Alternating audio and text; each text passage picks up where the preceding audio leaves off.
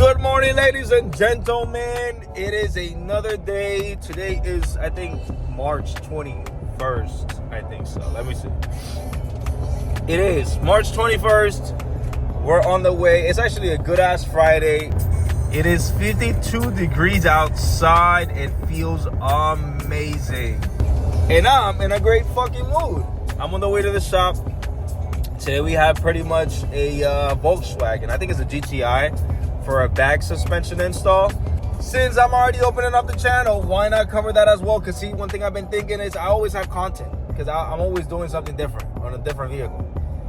So why not fucking boast it? You know what I'm saying? Gonna stop for some breakfast. That Spanish accent came out. I'm sorry, I'm Puerto Riqueño, you know what I'm saying? But gonna stop for some breakfast, get to the shop, and I'll give you guys a breakdown of what we're working with. Still gotta meet up with the customer, which I'm gonna do right now. And yeah, let's get right to it. All right, so here we have what we're working with today. What year is this? 2021 GTI. And like I said, guys, this is going Airlift 3P with, what are the bags? With Yellow Speed Racing bags. It's gonna be something interesting. This is factory right now. Factory struts, right?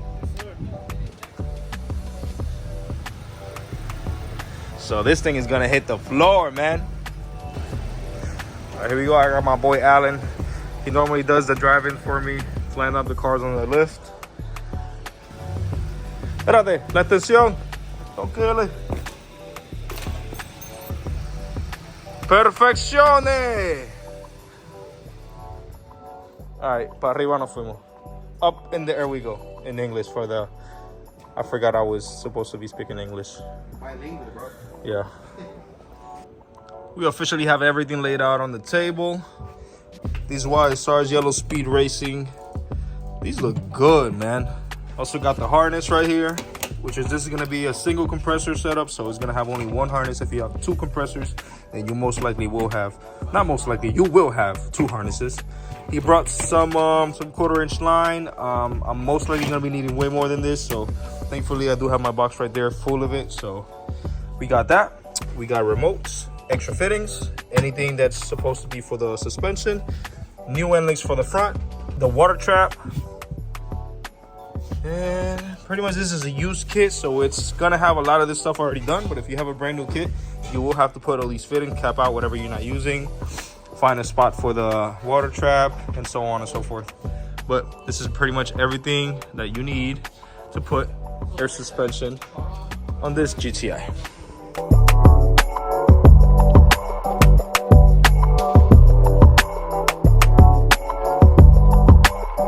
All right, obviously first things you're gonna wanna do is get the car up in the air. I already got my wheels off. Look at all the suspension. Make sure nothing's bent, nothing looks too rusty, because obviously before you start one of these jobs, you definitely wanna make sure there's no rust, and there's no rust whatsoever here. The trunk, I like to keep it empty because this is gonna be my main area of work right now, because I like to run all the electrical stuff, make sure compressor and everything turns on before I swap out suspension. Because if you put bags in, then you do the wiring and everything, and something decides to not work, this car is stuck on the lift. Essentially, we're going for a basic layout, so this is gonna be our layout for this setup. This is just single tank, compressor on the side, and then management is gonna go under here with the feed line. I'll probably make a hole or try to find a way to not make a hole and run it through the side. Same for these wires, they go in through the side. Then you have your expansion valve and your auxiliary valve right here. In case something stops working, you can still fill up your air. I'm gonna take that panel out now. I'm gonna start drilling into it, mount everything out with screws, hardware, and then we're gonna move on to wiring. So basically now everything by measurement, 4 inches from here, 4 inches from here. Compressor has space, it's straight. You mark your holes, which I just did in every single one of them, and we are gonna be drilling. He didn't have any hardware since this is a used kit, so thankfully I always carry some extras. And we are gonna be using these for the compressor, and I still gotta go get the ones for the, for the tank, and then I still gotta get the ones for the compressor. And that is it for that. All the bolts are on, everything's mounted and solid. Next thing I'm gonna do is gonna be Teflon this. Pretty much plug it in there. And then put it back on the car to start running the wiring that's gonna go all the way to the front So we got power harness already going out to the bottom of the car. I got my relay mounted, nice and sturdy. Management is going to be right here, and obviously we have our compressor wiring, which is going to be around this area right here as well. So now the car got to go up, and I'm going to start running that entire harness all the way to the front. That is it for the wiring. We ran the wire all the way from the back to the front. I'm going to put the car up on the lift and show you guys. And pretty much on the bottom, this is how we're looking. Like I said, you can, I mean, most of the time I use the fuel lines because obviously they're always covered. So I zip tie it onto the fuel line. Then we go up and around the heat shield, and we come out through there and into the hole that we just drilled. So no, there's no contact with any moving part. There's no contact with any hot parts, and the wiring is safe and secured on the chassis. Next up is gonna be running the signal wire that goes onto a fuse on the fuse box in the dashboard, and our remote wire. What I do is I normally remove panels. I run it below the seat onto this panel, the B pillar, all the way out to the dash, and I pretty much wrap it around the harness. That way, if anybody needs to pull it, they don't have to pull a rug, they don't have to pull none of that. Everything's right here accessible. So let me pull all these panels off. Let me run the wire, and I'll show you guys how easy it is to run this wire from the trunk all the way to the dashboard. All right, so like I said, I lift the seat. There's the wiring right there. But basically, there's the wire right there. Goes all the way through there. Put this back. And then, same thing in the front. Wrapped around the harness into this plastic piece right here, and then onto the fuse box, which it should be somewhere around here. We still got to figure that out. All right, and just like that, we got our compressor wires, the ones from the harness, which are on the bottom. I wish I could find, I left my tripod at home, so I need to kind of finesse this whole installation so you guys can see it. But yeah, just as easy as it gets. Red with red, black with black. Does not get easier than that. And basically that's it for the trunk. Everything is done in here. We should not have to come back here other than to check for possible leaks, because all these fittings were already on. So once the system airs up and there's pressure in it, I'm gonna come with water and soap just to make sure that none of these are leaking. And outside of that, we get to run the lines and then hopefully install the bags. Let's get it. All right, and officially ran all the lines. This is gonna be my rear bag. Got my exhaust zip tied to this little line right here, so the purge can happen here. And then the rest of my lines pretty much going all the way under here. I made sure that I was way high, so because I see there's signs of scraping on this side, so I don't want any line or anything here or here. So both my lines are pretty much above this. And then on this case, it's the same thing. I don't know if you can see it, but it's pretty much above it. So this specific case, this is an MK7 GTI. What I ended up doing was, you have to take off this little drawer thingy that's right here. You kind of squish on both sides and pull it out, and it comes right out, and the fuse box is right back here. And essentially the fuse we want to tap into is going to be this 20 amp that's right there in between the 30 and 40. So it's going to be that little guy right there. That's going to be your auxiliary, so your cigarette lighter fuse. That's 12 volt direct signal from the ignition. So we're going to tap into that with this little guy right here. And I'll show you guys how everything looks at the end. Let me pull it out and pull the new one in. So basically, once you take it out and you put that in, it's going to end up looking like that. It's going to have a little connector sticking out, and that is where we're going to tap in with our 3 amp accessory fuse, which is going to be this little guy right here. And that's going to be your 12 volt signal for the entire system coming out of the cigarette lighter fuse. And essentially, once you're finished, it should look like that. There's our fuse, there's our connection, and the wires, I pretty much zip tied them and stashed them up top. So there's nothing cluttered up right there. I'm gonna put the little drawer thingy back on, and we are gonna move on to routing the remote wire. And basically for the remote wire, it's fairly simple. Same thing, I go up over all these plastics, down this one and around, and we come out through here, plug in the remote. Everything's plugged in. So since everything's plugged in, it should turn right on. So let's just give it power. We gave it power. Or maybe it has to be on. Oh, I know exactly what's happening. I forgot to put the 30 amp fuse in the engine bay. You see? If you ain't know what you was doing and you did all that and did not know what the hell was going on, you would probably start freaking out. But we don't do that. Let's put in that 30 amp fuse, which we have right here, and it goes right here. All right, we got our 30 amp fuse in place. Let's go try that again. Now we give it power again. And voila, we have our lift 3P working beautifully. So compressor should kick on. There it goes. It just kicked on. We're gonna let it pressure up the entire system. Matter of fact, let me start it just so we don't kill the battery. Let's let the whole thing pressure up, see how our pressures are looking as far as the tank goes. So what we're gonna do is we're gonna let this air up all the way. It should hit like 160, 180 PSI. We're gonna move on to installing the bags next. All right, so while the car is airing up the system and we can make sure that the tank and everything is holding pressure just fine, I'm gonna start adjusting these coilovers. I mean, not these coilovers, oopsies. These bags, because, well, I mean, they look kind of even, but the lengths are not equal. So I'm gonna adjust everything.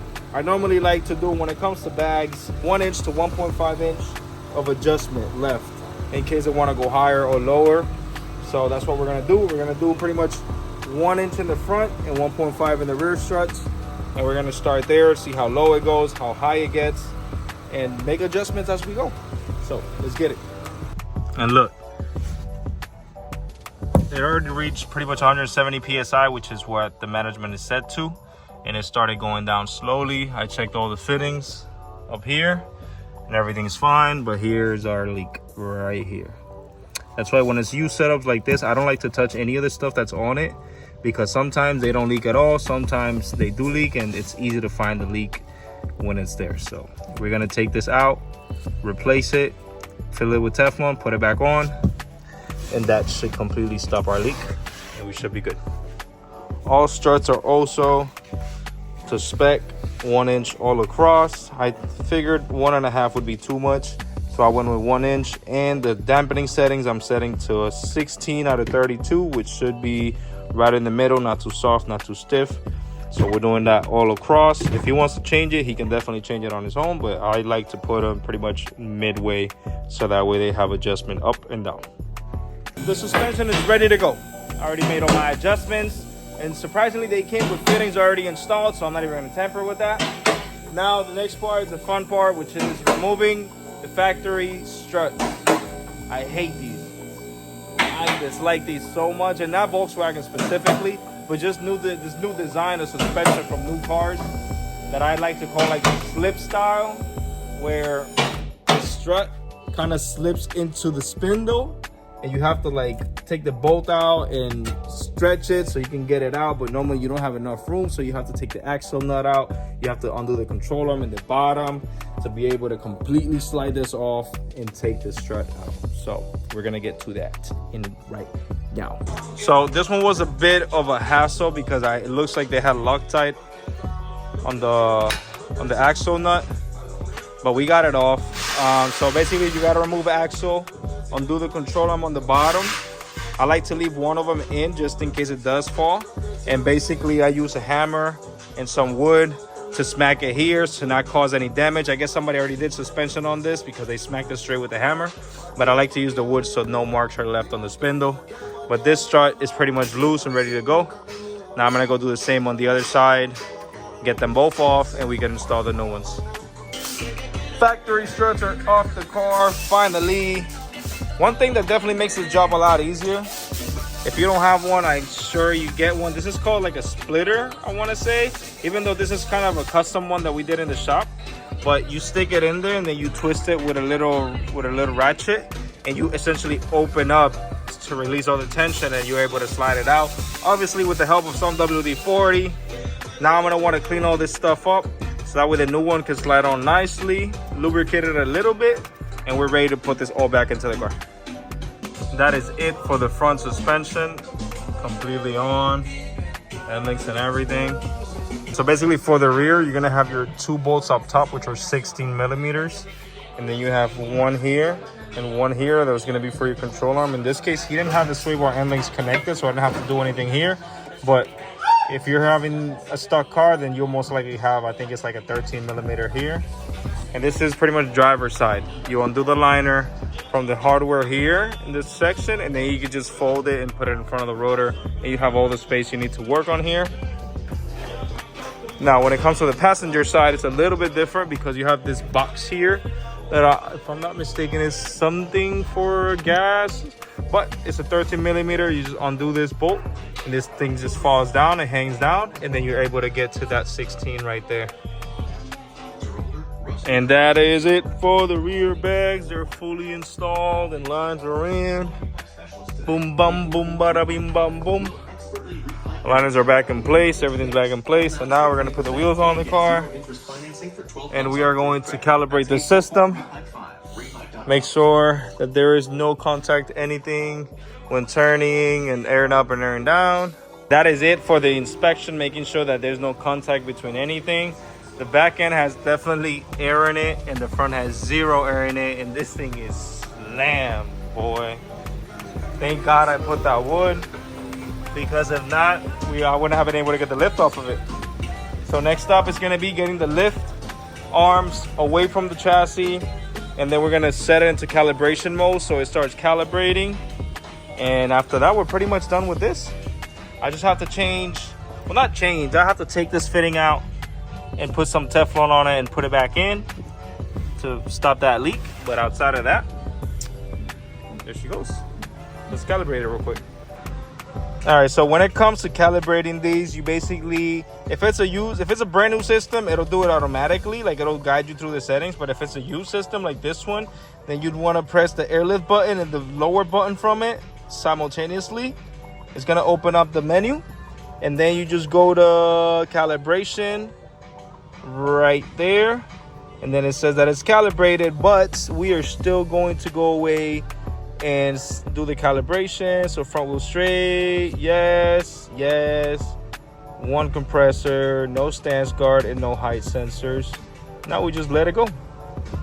It's gonna start checking for pressure and all that stuff. Make sure your wheel is straight. And now the car is basically gonna start moving on its own, doing everything that it wants to do. Let me get out so I can show you guys the calibration process from the outside. Look at that back. Jesus Christ. So right now it's doing the front. So what it'll do is it'll like take it slightly different levels until it reaches max pressure, and then it'll completely air out to test minimum pressure. And then it's gonna do the same in the back, and then the system will be completely calibrated. And that is it, ladies and gentlemen, for this air ride install. Calibration was successful. She is slammed on its guts. I need to push it outside so we can see it outside and we can get the owner's reaction once he sees it, because this thing came in basically in stock suspension and it's leaving dumped. This thing is beautiful. Let's get it.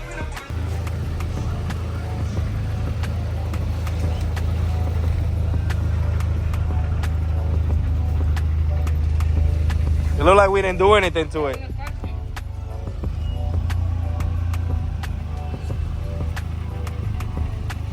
Sheesh. Dale.